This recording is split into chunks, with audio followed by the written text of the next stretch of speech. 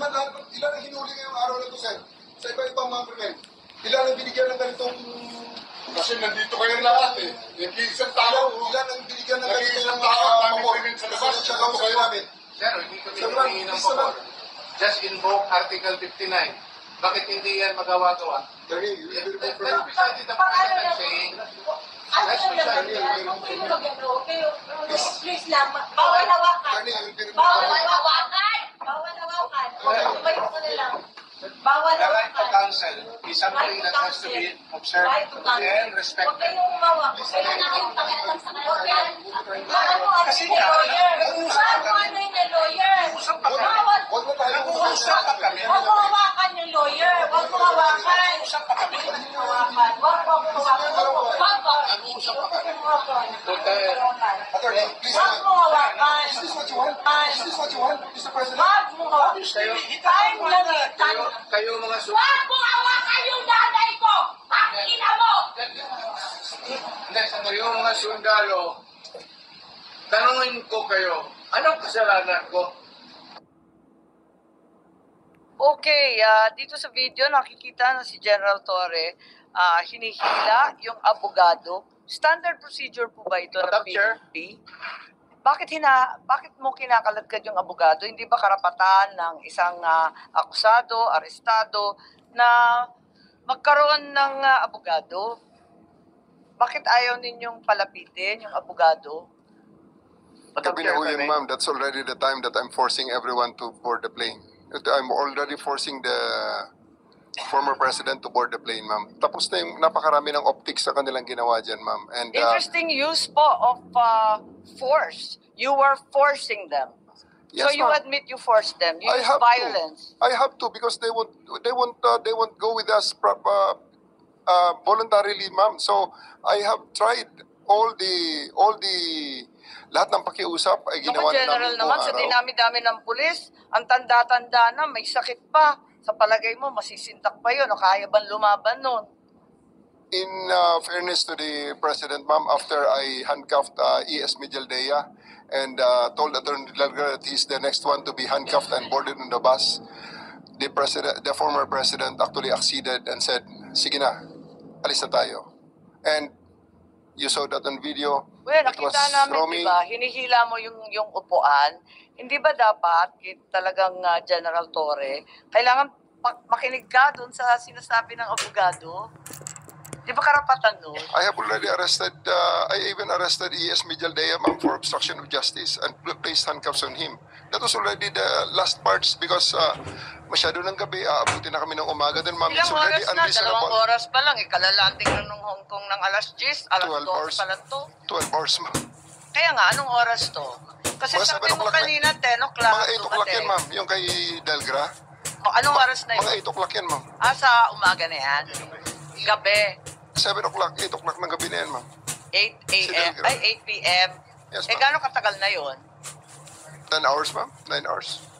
Naka 9 to 10 hours na. So, sa palagay mo, si former president had sufficient chance to challenge na the validity of the arrest. So, sinasabi ninyo na 9 to 10 hours na yan. Kasi nakuha niya yung warrant nung alas 12 mahigit. Hating gabi lampas, ano? Tapos, Tanghali, ma'am.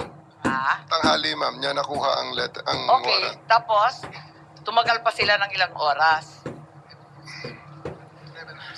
Ng 11 hours, sinasabi po ninyo. Yes, ma'am.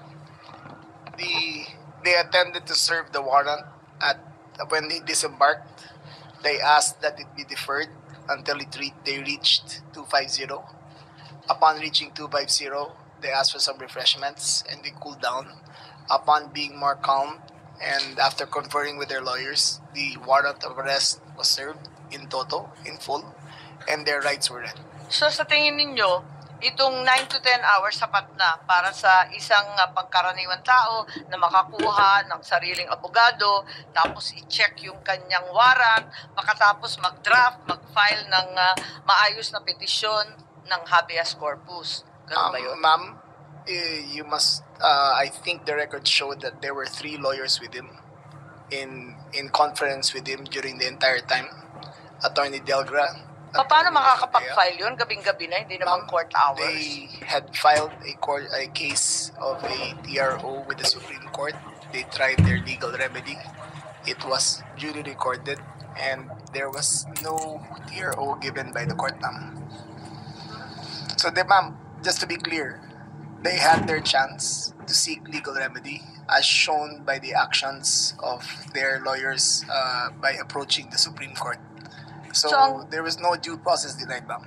Siguro sasabihin ko, tatanungin ko kay Attorney Medina, ang ating constitutionalist po rito, masasabi ba natin na nabigyan si PRRD ng sapat na pagkakataon para alamin itong validity ng kanyang, yung katotohanan ng kanyang pag-aaresto? Ilang oras ba yung sinasabi natin na sufficient time, yung sapat na panahon?